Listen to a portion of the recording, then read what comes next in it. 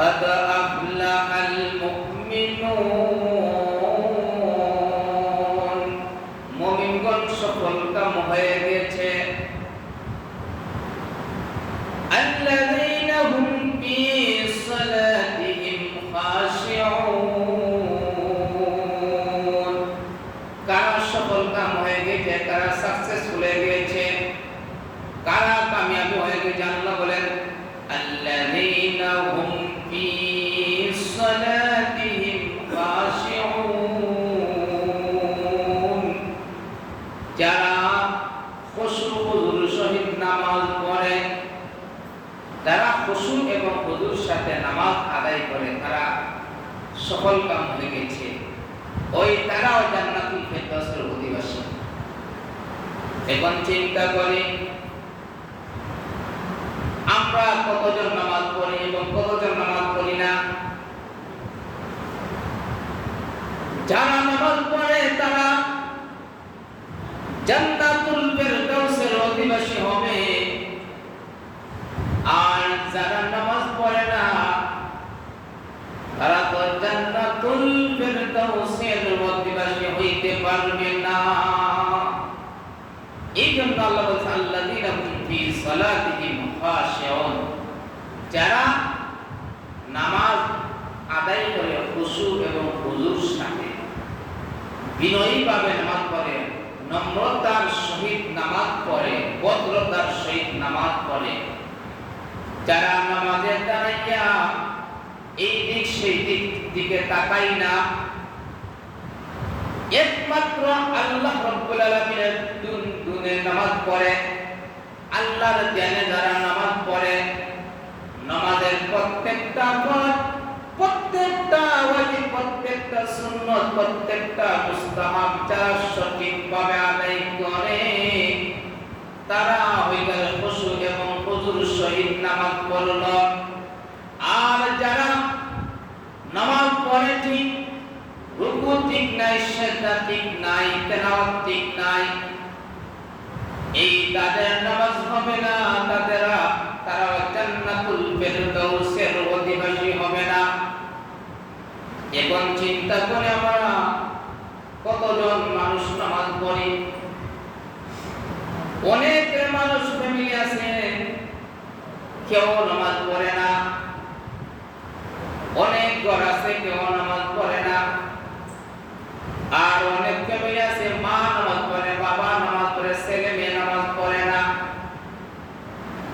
নামাজ না পড়লে কি হবে জান্নাতুল ফেরদাউসের অধিবাসী হব নামাজ না পড়ে কিভাবে আল্লাহ রাব্বুল আলামিনের সান্নিধ্য লাভ করতে পারব কিভাবে জান্নাতে যাওয়া যাবে নামাজ না পড়লে তো জান্নাতে যাওয়া যাবে না এই জন্য আল্লাহ রাব্বুল আলামিন আল্লাযীনা হুম ফি সালাতিহিম খাশিউন যারা খুশু এবং হুজুর সহিত নামাজ পড়ে একমাত্র আল্লাহ রাব্বুল আলামিনকে খুশি করার জন্য মনের মধ্যে সমস্ত চিন্তা বাদ দিয়ে আল্লাহ রাব্বুল আলামিনকে রাজি খুশি করার জন্য নামাজ পড়ে নামাজের মধ্যে যখন দুনিয়াবি কোনো টেনশন এসে যায় দুনিয়াবি কোনো ঝামেলা এসে যায় তখন সে আবার নামাজের দিকে মনোযোগ দেয়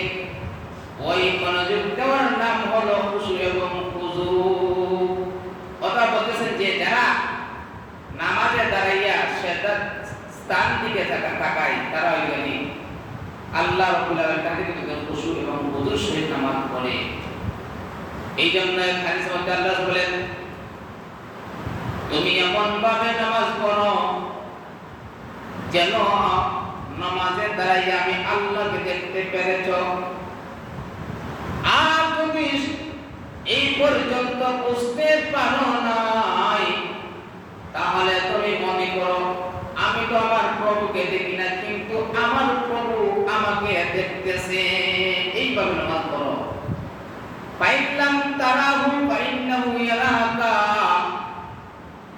এইভাবে নামাজ পড়ো এইভাবে নামাজ পড়লে তুমি মনে করো আমি আমার প্রভুর সাথে কথা বলতেছি আমি আমার প্রভু আল্লাহ রাব্বুল আলামিনকে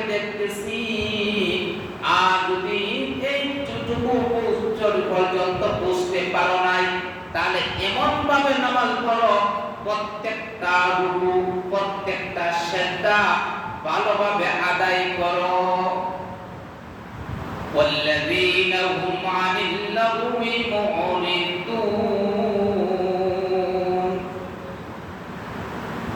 নামাজ সম্পর্কে অনেক আলোচনা, কিন্তু এই অল্প সময়ে এই সমস্ত আলোচনা বলে আর শেষ করার মতো নাই।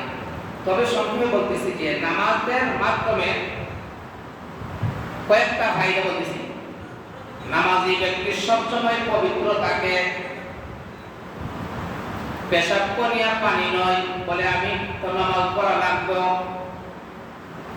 ওই নামাজি ব্যক্তি পবিত্র। ওই নামাজের মাধ্যমে ওই ব্যক্তি আল্লাহ রাব্বুল আলামিনের সান্নিধ্য লাভ করতে পারে।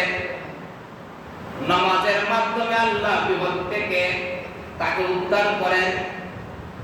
নামাজের মাধ্যমে আল্লাহ কিয়ামতের দিন তাকে নূর দান করবেন। ওই নামাজ কিয়ামতের দিন নূর হবে। ওই নামাজ তার জন্য কিয়ামতের দিন দলিল হবে। ওই নামাজ কিয়ামতের দিন যেই দিন ফুলসিরাতের ফুল চুল থেকে বারিক হবে, কুল থেকে তার হবে, ওই ফুলসিরাতের 30,000 বছরের রাস্তা আল্লাহ রাব্বুল আলামিন তাকে বিজলির মতো, বিজলি যেইভাবে সেকেন্ডের মধ্যে বিজলি দেয় আবার বিজলি শেষ হয়ে যায়, ঠিক তেমনি ওই বিজলির আকারে আল্লাহ রাব্বুল আলামিন ওই বান্দা বান্দীকে পার করে দিবেন যারা 5 ওয়াক্ত নামাজ পড়বে। এই 30,000 বছরের রাস্তা আল্লাহ মিনিটের মধ্যে তাকে পার করে দিবেন ওই নামাজের মাধ্যমে। নামাজের মাধ্যমে জীবিকা আল্লাহ বৃদ্ধি করে দেন। যেই রিজিকের জন্য আমরা মাথার গাম পায়ের মধ্যে 24 ঘন্টা টেনশনের মধ্যে থাকি, চাপ কর্মের মধ্যে থাকি, যেই রিজিকের জন্য আল্লাহ রাব্বুল আলামিন ওই রিজিকটাকে বৃদ্ধি করে দেন। নামাজের মাধ্যমে রিজিক বৃদ্ধি হয়। তাহলে আমরা যদি পেরেশানির মধ্যে পড়ে যাই, নামাজ না পড়ে পেরেশানি করি অথবা নামাজ না পড়ে রুজি রোজগার করি, এই রুজি রোজগারের মধ্যে বরকত হবে না। এই রুজি রোজগারের মধ্যে বরকত হবে না। যেই নামাজ রুজি করি আমরা নামাজ ছাড়া, এই রুজির মধ্যে বরকত হবে না, ওই টাকার মধ্যে বরকত হবে না। কিসের জন্য বরকত হবে না? যে নামাজ পড়ে কাম কাজ করে কিন্তু নামাজ না পড়িয়া কাজ কর্মের মধ্যে ব্যস্ত থাকে, এই জন্য এই কাজের মধ্যে বরকত হবে না, ওই রিজিকের মধ্যে আল্লাহ বরকত দিবেন না। এই জন্য যেই ঘরের মধ্যে নামাজ পড়া হয় ওই ঘরের মধ্যে আল্লাহ রহমত নাজিল হয়। যেই ঘরের মধ্যে নামাজ পড়া হয় না ওই ঘরের মধ্যে সিন বুক আসন পাতে আর বিভিন্ন ফল ঘরের মধ্যে ফেলে রাখে। ওই নামাজ না পড়ার কারণে ওই ফ্যামিলির মধ্যে ঝগড়া বিবাদ লেগে থাকে, সবসময় মন উজালা থাকে, সবসময় মনের মধ্যে রাগ থাকে। ওই রাগ শয়তান তাদেরকে রাগান্বিত করে। এই জন্য স্বামী স্ত্রীর মধ্যে ঝগড়া থাকে, বাবা এবং ছেলের মধ্যে ঝগড়া থাকে, মা এবং স্ত্রীর মধ্যে ঝগড়া থাকে। ওই ঝগড়া লাগাই শয়তানে, ইবলিস শয়তানের নামাজ না পড়ার কারণে। এই জন্য আল্লাহ রাব্বুল আলামিন বলতেছেন, হে দুনিয়ার মানুষেরা, জান্নাতুল ফিরদাউসের অধিবাসী হইতে হলে নামাজ পড়তেই হবে।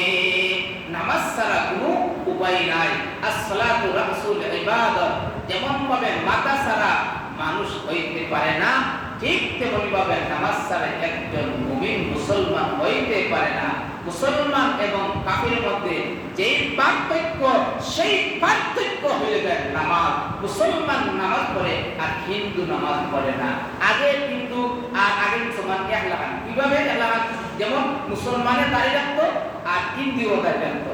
যেমন রবীন্দ্রনাথ ঠাকুর, এ তো মুসলমান নাই, হিন্দু, কিন্তু তার দাড়ি লম্বা দাড়ি ছিল। আমাদের আর লম্বা দাড়ি রবীন্দ্রনাথ ঠাকুরের। ওই জন্য নজরুলকে আছে, নজরুল তুমি হয়েছো ভুল, দাড়ি না রাখিয়া রাখিছো মুছ। এই জন্য বুঝিনি যে আগে হিন্দু হলে দাড়ি রাখতো, বর্তমানে দাড়ি রাখে না। বর্তমান ওই হিন্দুর মতো মুসলমান হয়েছে, অনেক মুসলমানের মধ্যে দাড়ি নাই। কয়েক মুসলমান গোটা কয়েকজনের কাছে দাঁড়িয়ে নাই।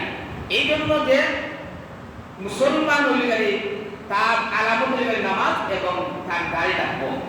এই জন্য যে আমরা নামাজ পড়তাম। আল্লাহ রাব্বুল আলামিন বলতেছেন ওয়াল্লাযীনা হুম আনিল লাগwi মুরিদুন। আমরা তো মুসলমান, আমরা তো সবাই যাই চাই আমরা জান্নাতুল ফেরদাউসে যাইতাম। আমরা এই জন্য নামাজ পড়ি, এই জন্য আমরা আল্লাহকে মানি, এই জন্য আমরা রাসূলকে মানি জান্নাতুল ফেরদাউসে যাওয়ার জন্য। তাহলে জান্নাতুল ফেরদাউসের মধ্যে যাইতে হলে প্রথম যেই শর্ত সেই শর্ত হলো নামাজ। তাহলে আমরা এই নামাজ পড়বো, নামাজ ছাড়বো না, তাহলে আমরা জান্নাতুল ফেরদাউসের অধিবাসী হব। 2 নম্বর শর্ত, 2 নম্বর শর্ত জান্নাতুল ফেরদাউসে যাইতে হলে দুনিয়ার মানুষেরা তোমরা 2 নম্বর শর্ত মানতে হবে। শর্ত না মানলে তোমরা জান্নাতুল ফেরদাউসের অধিবাসী হইতে পারবে না। আল্লাহ বলেন ওয়াল্লাযীনা হুম আনিল লাগwi মুরিদুন। 2 নম্বর শর্ত হলো জান্নাতুল ফেরদাউসে যাইতে হলে আপনার জিহ্বা, আপনার জবান, আপনার মুখ অনর্থক কথাবার্তা হইতে আপনি হেফাজতে রাখতে হবে।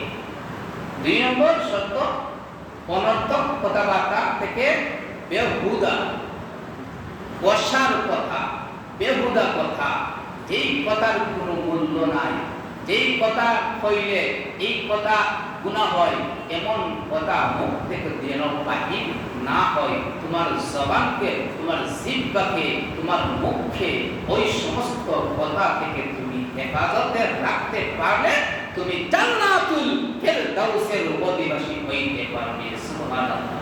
এই জন্য আল্লাহ বলেন ওয়াল্লাযীনা হুম আনিল লাগwi মুরিদুন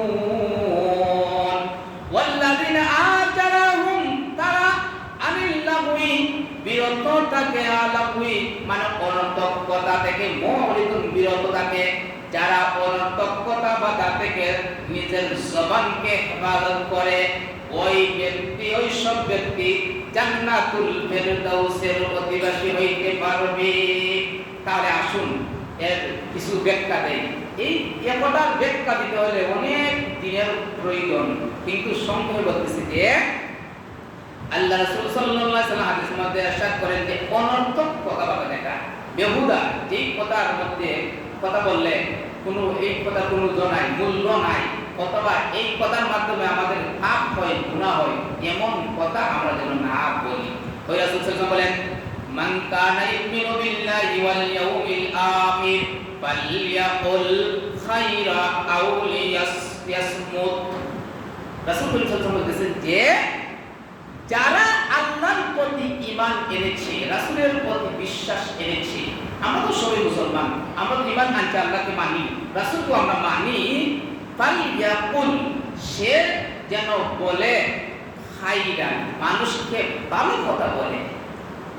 যেই ব্যক্তির ঈমান আছে, যেই ব্যক্তি আল্লাহকে মানে, রাসূলকে মানে, তার উচিত হইল সেই যেন মানুষকে ভালো কাজের আদেশ দেয়, ভালো কথা বলে। যেই কাজটা ভালো হয়, ভালো কাজের দিকে মানুষকে অগ্রগামী বলে, ভালো কথা মানুষকে বলে। আর যদি ভালো কাজের কথা না বলতে পারে আউলিয়াসমুদ, তাহলে সে যেন চুপ থাকে। ভালো কাজ না বলতে পারলে সে যেন চুপ থাকে, নিরাপদ থাকে। তাহলে সেই ব্যক্তি হইল সফল ব্যক্তি। আমাদের সমাজে তো অনেক মানুষ আছে যারা মানুষের ভালোই দেখতে পারে না। মানুষ যদি আপনার পার্শ্ব গড়ের অথবা পার্শ্বের বাড়ি কেউ যদি ধনী হয়ে যায়, তাহলে বলবো অমুকের উপর গেছে লন্ডন, আমেরিকা, আমাদের বুঝে করবো না, হিংসা এমনিতে আরো বিভিন্ন দল এদিকে আমি খাম করছি আজকে দলিয়ে দিয়েছে, আমরা কথা হই নাই আমরা, কিন্তু এই সমস্ত কথা বলা ঠিক নাই। এই জন্য যে জবান হেফাজত রাখতে, ওই জবানের মাধ্যমে মানুষ জান্নাত পাইব, আর ওই জবানের মাধ্যমে মানুষ জাহান্নাম পাইব। কিভাবে? এর ব্যাখ্যা দিতে হলে অনেক প্রয়োজন, অনেক সময়ের প্রয়োজন, কিন্তু সংক্ষেপে বলতেছি যে এই জবানের মাধ্যমে কিভাবে আমরা জান্নাত পাইব, কিভাবে জাহান্নামে যাইব। এই জন্য রাসূল করিম সাল্লাল্লাহু আলাইহি ওয়াসাল্লাম বলেন ওয়া হাফিজুল লিসান, তোমার জবানকে তুমি হেফাজত করো অনর্থক কথা থেকে, যেই কথার মাধ্যমে তোমার মুসলমান ভাই মুসলমান বোন কষ্ট পায় এমন কথা আপনি বলিও না। যেই কথার মাধ্যমে মুসলমান ভাই বোন কষ্ট পায় এমন কথা আপনি বলেন না, আপনি চুপ থাকেন। থাকলে ভালো কথা হোক, একটা মানুষের ধনী হইতেছে অথবা তার উন্নতি হইতেছে, ডেভেলপমেন্ট হইতেছে, তার জন্য দোয়া আলহামদুলিল্লাহ হইছে, আল্লাহ আরো দোয়া। এই জন্য হিংসা করলে আলা ওয়াইয়াল জাসাদ ইন্নাল জাসাদ ইয়াকুলুল হাসানাতি কামা তাকুলুন নারুল হাতাব। আল্লাহ বলতেছেন, হে দুনিয়া মানুষরা তোমরা সাবধান হও, হে দুনিয়া মানুষরা তোমরা সতর্ক হও, তোমরা সতর্ক হও হিংসা থেকে। কেননা হিংসা এমন একটা জিনিস যেইভাবে একটা লাকড়ি কুন্দালের মধ্যে দিলে ওই কুন্দালের আগুন লাকড়িকে খেয়ে ফেলে, ঠিক তেমনি ভাবে যেই ব্যক্তি হিংসা করে, হিংসা করার কারণে ওই তার নেক আমলগুলো ধ্বংস হয়ে যায়, নেক আমল তো বরবাদ হয়ে যায় হিংসা করার কারণে। এই জন্য আমরা কিসের হিংসা করবো? হিংসা করলে তো নিজের ক্ষতি, যাকে হিংসা করবে সে আল্লাহ কাছে ভালো হইব, কিন্তু তুমি ক্ষতিগ্রস্তের মধ্যে পড়ে গেলে। এই জন্য হিংসা আমরা করতাম না। হিংসা করলে আমাদের নেক আমল যেভাবে আগুনের লাকড়িকে খেয়ে ফেলে, ঠিক তেমনি হবে নেক আমল বদ আমলে খেয়ে ফেলে। সে দেখা যায় যে তোমার আমলের মধ্যে আর কোনো নেকি নাই, নেকি সব খেয়ে ফেলছে বদ আমলে হিংসা করার কারণে। এই জন্য হিংসা যেমন একটা মারাত্মক রূপ, মারাত্মক ব্যাধি, ওই হিংসার কারণে তুমি জাহান্নামের আগুনে জ্বলতে হবে। এই জন্য আমরা হিংসা থেকে এবং অনর্থক কথা, যেই কথার কোনো মূল্য নাই, যেই কথা কইলে একজনের বিরুদ্ধে চলে যায়, একজন মানুষকে তুমি প্রলোভন দিলে, এই কথার মাধ্যমে ঝগড়া হইল, বিবাদ হইল, মানুষের প্রতি মানুষ এই জন্য ঘৃণিত হয়। যখন মানুষ একজনের দোষ আরেকজনের কাছে বলে, আর যখন এই দোষ সে শুনতে পারে, তখন তার প্রতি ঘৃণিত হয়, ওই ব্যক্তি সমাজের মধ্যে ঘৃণিত হয়। এই জন্য আমরা ওই অনর্থক কথাবার্তা থেকে আমাদের জবানের জন্য আল্লাহ হেফাজত করার তৌফিক দান করেন। তাহলে 2 নম্বর যদি আমাদের জবানকে আমরা হেফাজত করতে পারি অনর্থক কথা থেকে, নিন্দনীয় কথা থেকে, তাহলে আমরা জান্নাতুল ফেরদাউসের অধিবাসী হইতে পারবো। তাহলে ওই ভাইলাম 2টা, আর ওই 5টা, 7টা আমল, 7টা খাসলত, 7টা বৈশিষ্ট্য যার মধ্যে থাকবে সেই ব্যক্তি জান্নাতুল ফেরদাউসের অধিবাসী হইতে পারবে। তাহলে 2টা হইলাম, একটা নামাজ, 2 নম্বর নিজের জবানকে হেফাজত করা।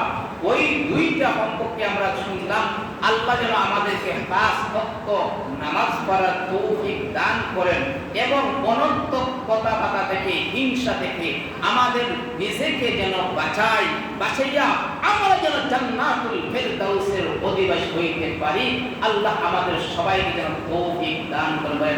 আমিন। ওয়া আখিরি দাওয়ানা আলহামদুলিল্লাহি রাব্বিল আলামিন।